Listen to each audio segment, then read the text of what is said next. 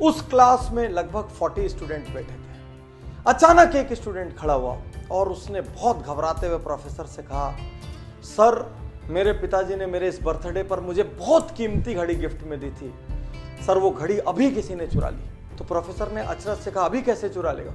बोले, सर अभी जो 5 मिनट का ब्रेक हुआ था उसमें मैं अपनी घड़ी अपने टेबल पर रख के गया था और उसके बाद से वो घड़ी नहीं मिल रही है। प्रोफेसर ने कहा, उसके बाद कोई भी इस क्लास से गया और आया नहीं है, इसका मतलब जिसने भी घड़ी उठाई है वो इसी क्लास में है। प्रोफेसर के मन में विचार आया कि इन लोगों को एक दूसरे के बारे में पता नहीं लगना चाहिए कि किसने घड़ी चोरी की।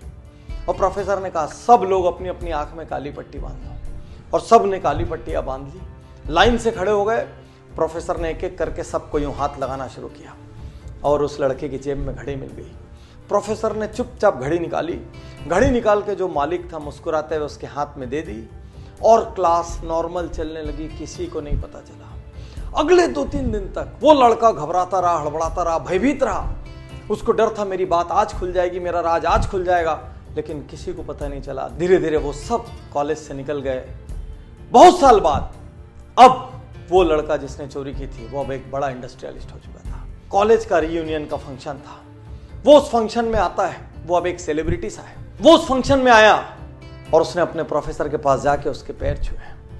अब प्रोफेसर से कहा, सर मैं आज आपसे एक बात कहना चाहता हूँ। प्रोफेसर ने कहा, बोलो।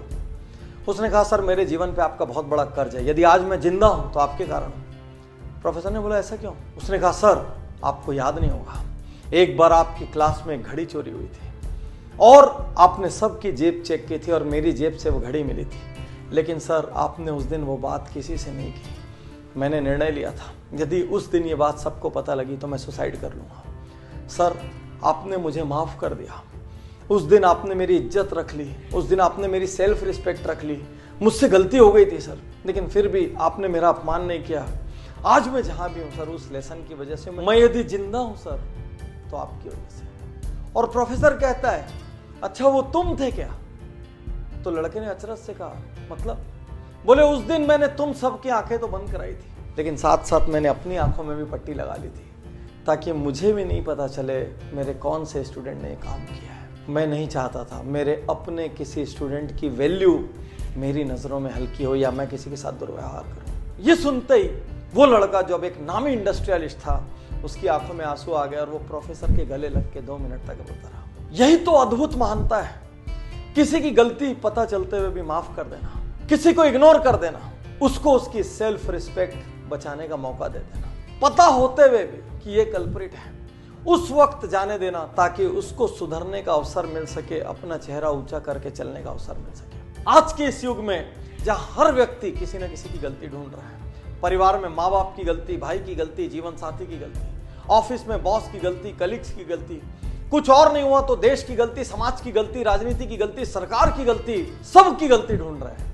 ऐसे में क्या हमको ऐसे लोग नहीं चाहिए जो एक दूसरे को माफ कर सके? माफ करना और माफी मांगना ये कायर नहीं कर सकते, ये शक्तिशाली लोगों का काम है। साथियों, इस कहानी ने मुझे इतना इंस्पायर किया।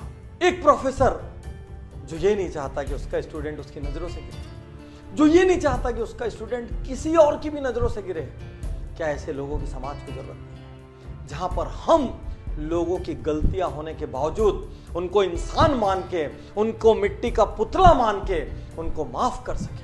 हमारे भाई से गलती हुई, हमारे पार्टनर से गलती हुई, हमारे जीवन साथी से गलती हुई, हमारे किसी और फैमिली मेंबर से गलती हुई, रिलेटिव से गलती हुई, कलीग से गलती हुई, मोहल्ले में, कॉलोनी में, स्ट्रीट में रहने वाले किसी से गलती हुई, समाज के किसी अंग से गलती हुई, 1-2 बार माफ कर दो, जाने दो ना उनको उनकी सेल्फ रिस्पेक्ट के साथ। गलतियां ढूंढना महानता नहीं है, गलतियों को इग्नोर करना और सामने वाले को अपना सम्मान बचाने का मौका देना महानता है।